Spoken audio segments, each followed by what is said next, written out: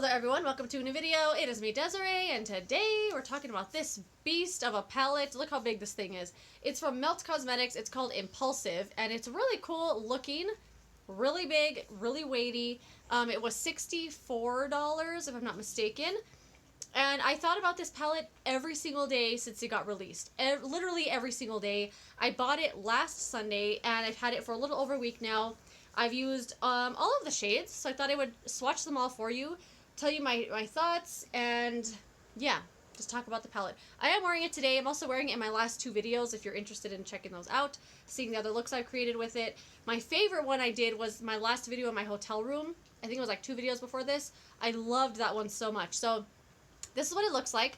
It has 1, 2, 3, 4, 5, 6, 7 mattes, and the rest are like foil shimmer kind of shades, or metallics, I mean, and all the mattes are on this side. So today I'm wearing the Rule Breaker shade, and this one, Dream Big, out of the outer corner, the one called Go Getter on the lid, and then on some of this yellow 2012 just on the outside, kind of. I don't think it looks even now that I'm looking at it. I'll fix it later. Anyway, let's start swatching the palette. So, oh, did I show you what it looks like? Like, it has these levels to it. It's really cool, and it's a beefy palette. So the first 3 shades here are 2012, Rule Breaker, and Go Getter. These are 3 I'm wearing today. I'm going to try to swatch them to keep all the swatches on my arm at once. So those are the 3 there. Where's my little cotton? Wash my fingers off. And the next 3 are Dream Big, CEO, and Boss Lady. Boss Lady is this like really deep berry shade, like a deep purple. Feels really dry when you swatch it, but I feel like most of those kind of red shades, stuff that has a red or berry tone to it that's matte, always kind of feels dry.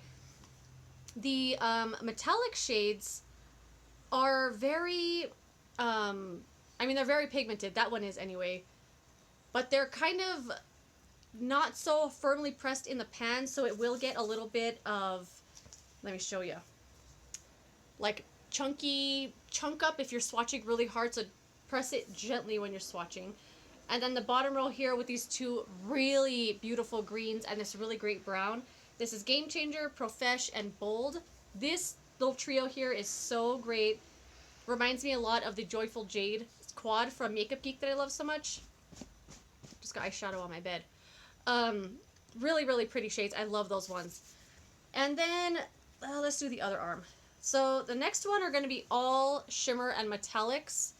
We have Makeup Junkie, House Party, and Poppin' Bottles. And as you can see, like, I don't know if you can see, they swatch very chunky and flaky, but that's just because they're not really pressed too firmly in the pans. And these ones I find go on 1,000 times better with the finger. I found just a nightmare of a mess when I use any of these with a brush. So this one is Shots, Tipsy, and Crossfaded. Really pretty blues. The blues aren't, I don't know. Let me finish swatching and then I'll tell you all my thoughts. And then here we have No Regrets, Morning After, and Drunk Text. And there's the other ones there. See, they swatch really lovely. Like, this is your whole palette here. Really, really pretty when you look at it like this, right? But in swatches, like, you'll get whatever you want it to look like. You'll make it look like that in a swatch. Like, I've seen swatches of palettes that are terrible, and the swatches look amazing because they're like designs, and obviously they're just like rubbing the crap out of their arm to get the swatch to be so saturated. But, so I've gone back and forth with this palette so much because the first day I liked it. The next day, I wanted to return it. I was, like, so over it. I thought it was so hard to use. The mattes in here are incredible. The matte formula is something amazing. These ones here especially, and the orange ones, they remind me a lot of the Makeup Geek matte shadows.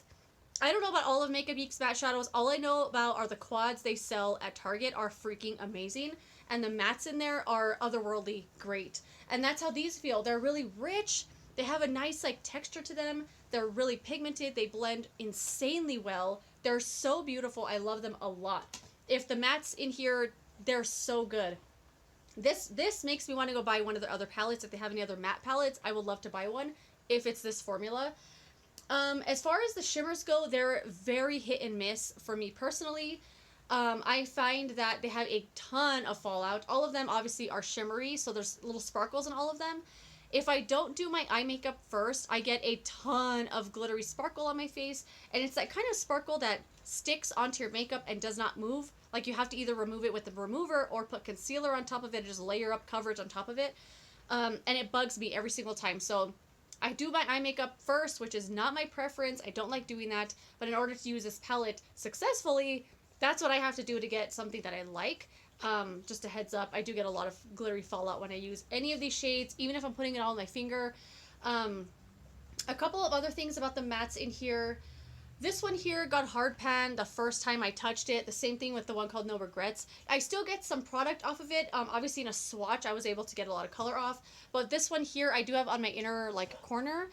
And I used it with a brush and it went on pretty well. But I find that it's just getting more coated as I'm touching it more and more. Which is just kind of the way that some shades like that are, that depending on the oils in your fingers, the oils that are in the shadows. It kind of just creates like a layer on top of it. But I can still use it. It's just not like it was the first time, you know.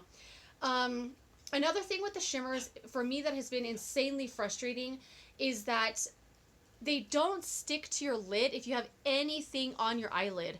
If I have concealer on as a primer, these will not stick on my eye. I have to use nothing or just a regular primer. I've been using the Lorac, I don't remember what it's called. It's like a little sample I got, one from Lorac. Backstage? Something like that, Backstage primer, that sounds right.